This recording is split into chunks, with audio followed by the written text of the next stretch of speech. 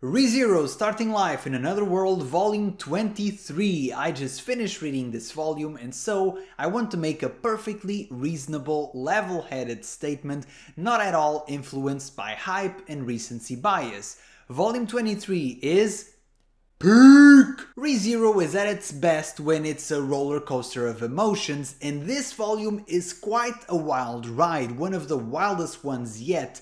ReZero always leaves me in the sweet spot between confusion and amazement. I'm not quite sure what I just read, but I know that I enjoyed it very much. And so let's start with the review of this volume, starting off, as usual, with the cover. I love this cover, simple and effective, just Reed chilling on the center of the cover, with his drink, on top of a dragon, just a dude being a bro, living his best life. I've criticized ReZero sometimes for defaulting into this overly cutesy art style, and fortunately this time it was not the case. Reed's face perfectly encapsulates his defiant and arrogant look. You don't need to have read volume 22, just one look at this cover and you can already see that Reed is not as nice as Reinhardt. Lastly, and I know this is a bit of a sus comment, but I love Reed's physique.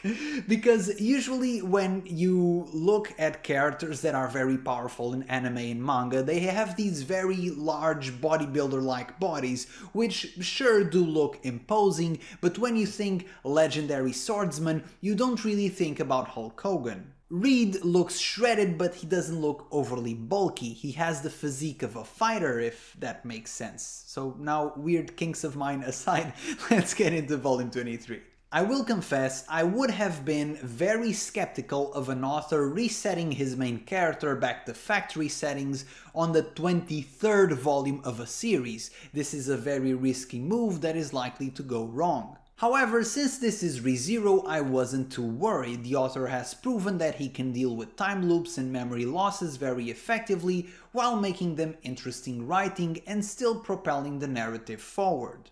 What I didn't expect was that Subaru did not regain his memories in this volume, not even after resetting, and now that is daring. Just when you think ReZero is somehow predictable, it punches you right in the face. The author's explanation in the afterword is very revealing.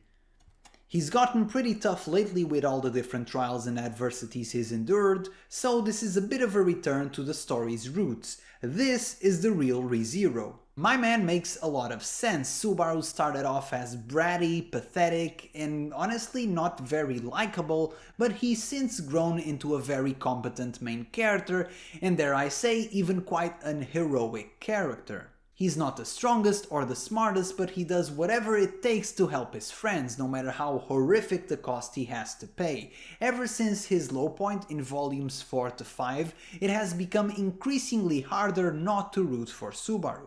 And in that progression, which feels incredibly rewarding to the reader, lies a tiny problem. ReZero works by putting our ill-equipped main character into difficult situations, and so if our character starts becoming stronger and more competent, you have three options. Either 1, make the situations more complex, 2, somehow make our character weaker, or 3, both of the above. And I guess for this volume the author chose option 3 because this is quite a pickle, and boy what a nerf he gave to Subaru. For Subaru, who almost entirely problem solves through information gathering, this is one of the worst possible situations he could be in. No joke, I think Arc 6 would be easier for Subaru if he could not walk than if he had his memories taken away, like is the case here. And I will say the following regarding this whole memory loss plot point, and keep in mind I'm not a web novel reader. For certain characters like Julius and Krush, I can see them somehow getting past their memory loss circumstances. Especially for Krush, I would love to see her get her memories back. She's still the best candidate, I do not care about you Krush deniers, but I can see them just not getting them back anyway, even after defeating all 3 of the Gluttony siblings. Having said this, I hope that Subaru's memory loss isn't definitive, as I'm a bit spooked now that he has reset and still hasn't gotten his memories back. So now we, the reader, are the only ones who actually remember everything. We were the true protagonist all along. The entire ReZero story hinges on the emotional turmoil of Subaru's point of view, the characters that don't remember him but he does, the failed loops, the memories that only he has.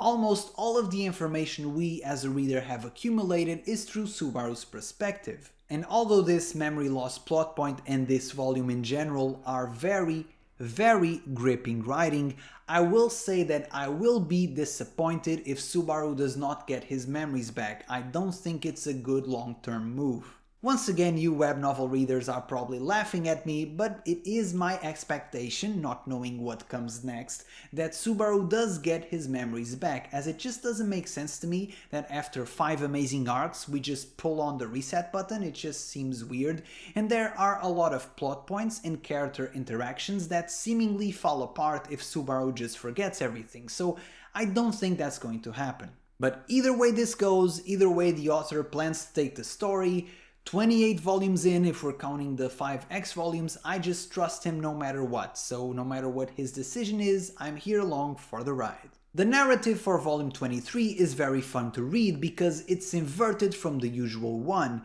Usually Subaru has access to more information than most of the other characters, and here we are watching a main character struggle with information that the other characters and we the reader are privy to. It's super entertaining that the first few chapters are narrated almost as a murder mystery through the lens of our very ignorant and paranoid main character, when we the reader know that clearly none of these people are the culprit, at the exception of maybe Meili, I guess? The idea that Emilia or Beatrice would be the culprit is completely ridiculous to the reader, but Subaru doesn't know that. With the information he has available to him, it does make sense. And it's cool to see Subaru gradually regaining trust in his allies one by one, first starting off with obviously the best girl, Patorashe. After her incredible display of loyalty in one of the loops, Subaru defaults to her as the only character he can trust, which is a very endearing and comedic scene, and it's probably for the best that Subaru doesn't regain all his memories back, because if he only remembered what Patorashe had for lunch just a few loops ago, he probably wouldn't trust her that much. Certain character interactions are also funny, for example how Subaru immediately guesses that he would not have gotten along well with Julius, which is funny and it is good writing because even though we're watching a character be reset in terms of character development, his personality is still very core to the character, so the essence is still there, it's still the same Subaru that we've grown used to. And so there's this very interesting dynamic reading this book where we're almost competing with our main character to see who guesses the mystery first. Subaru has the agency as the fictional character, and we the reader have 22 volumes of prior information. I particularly enjoy the last loop where Subaru is trying to pretend that he still has his memories, and we the reader know how suspicious he is when he says simple things like Emilia-chan and Beatrice. And as if this memory plot point wasn't compelling writing enough, the author decided to add another extra layer of complexity, as Subaru cannot trust anyone, even himself, as he is also a criminal. And it's in this chapter that this volume completely blows me away. It's been hinted throughout the volume that Subaru has been developing some sort of double personality. For example, after being poked by Reed when he's having the mental breakdown on the stairs, he sees some shadowy figure with his face on, which is a bit of a strange episode. The interesting part here is that by conversing with the shadowy figure, he triggers the taboo, which may imply that he's being possessed by someone else other than himself. But then again, I don't know if that's a safe assumption. After all, in Arc 3, Subaru managed to trigger the taboo against the white whale in mid-air, so it's never been quite clear to me if the taboo triggers by someone or something like a demon beast hearing it, or if it's just Subaru saying it out loud. Either way, this alter ego keeps manifesting itself more profoundly throughout the book, with Subaru even blacking out and at one point him realizing what happened to Meili and that he himself did it. This is an extremely shocking reveal, as even if baseline Subaru had a ton of flaws, he was never a bad person, so what is going on here? Reading Subaru's descent into madness is amazing because up until now ReZero has been about what happens to Subaru and how he reacts to it, and now it's also coupled with what Subaru does to himself and to others. The feeling of hopelessness and desperation is at an all-time high because on previous loops Subaru was at least in control of his own actions, and now that's not even the case. Subaru and the reader are both shocked by this discovery, and we as the reader have a few more hypotheses, but it's only speculation. For example, is it the witch's miasma? Does it somehow stay throughout the loops, or is it the influence of someone else? We can only guess. Subaru is not a bad guy, so it's clear there's an outside influence here, but still it's very fun. For the first time in ReZero we have this sort of subversion where we are following our main character as the villain. He is the actual bad guy here, and I'm obviously only speaking for the main novels. I do know there are side stories where Subaru is not the best cookie. What started off as a spicy volume became even hotter throughout, and now we have possibly 2 or more culprits: whoever pushed Subaru off the stairs, whoever said to him "see you next time, hero," and whoever is interfering with his psyche, that all may or may not be the same person. Coming into this volume after the previous one's cliffhanger, I thought it was one of the gluttony siblings, but now I'm not quite sure. I think it's at least 2 people. And this isn't just recency bias, but this volume is probably the most tempted I've ever been to jump right into the web novel, because it felt like the whole volume the author was just teasing me, and then it ended. So props to the author, because he took a big risk in order to make Arc 6 go from interesting to must read. One thing I also want to note is that this volume essentially takes Volume 1 Subaru and gives him a speedrun of his character development. The conversation he had with Emilia at the end of the volume is very reminiscent of the conversation he had with Rem way back in Volume 6, and it hits a lot of the same key points, namely Subaru airing out his insecurities and self-hatred, and a woman that loves him lifting him up and raising his spirits. You can even argue that this Subaru is in an even darker place than Arc 3 Subaru, because not only does he have all of these insecurities and frustrations in this desperate situation, but also his imposter syndrome, which he already has, is even more pronounced here, because he's constantly being compared to this Natsuki Subaru who he does not remember, nor does he believe he could ever be. And no matter what the timeline or what happens to his memories, it seems that Subaru, in order to grow, always needs to have this deep, intimate conversation with someone, and for him to receive positive reinforcement from someone who will love him no matter what. First it was Rem, and now it's Emilia. Some people argued that Emilia should have had this role from the very beginning anyway, especially to prevent the "I love Emilia" line, which is constantly memed on, perhaps rightfully so, and those people got their wish. Subaru has his starting from zero moment with Emilia as the monkey paw curls, and it's nowhere near as meaningful because he doesn't even remember her. Still, it's a great reiteration of the starting from zero scene, and our protagonist is now determined to move forward and face whatever challenges he may have to, even if those challenges may be himself. In the middle of this very touching scene, there's this particular line from Emilia, which I never know how much I can read into this because it's a Yen Press translation, but she says this: "What matters is that it's the person I love."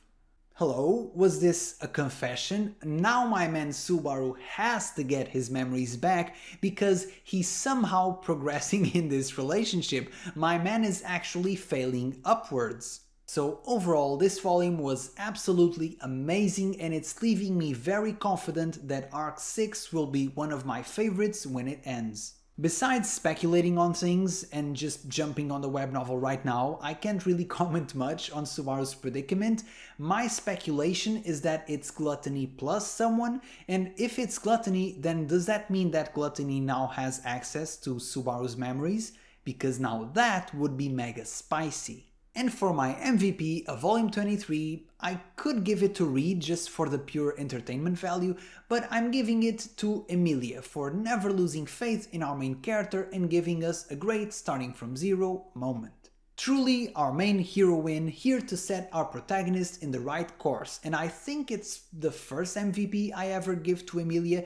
I feel like in these videos I'm always roasting her, so here's some praise for a change. Anyway, and by the end of Arc 6, I will become a monk as I am channeling all my willpower and chi in order to not jump immediately into the web novel after that mother of all cliffhangers. So I'm very sane and very strong in my will, and I will not break.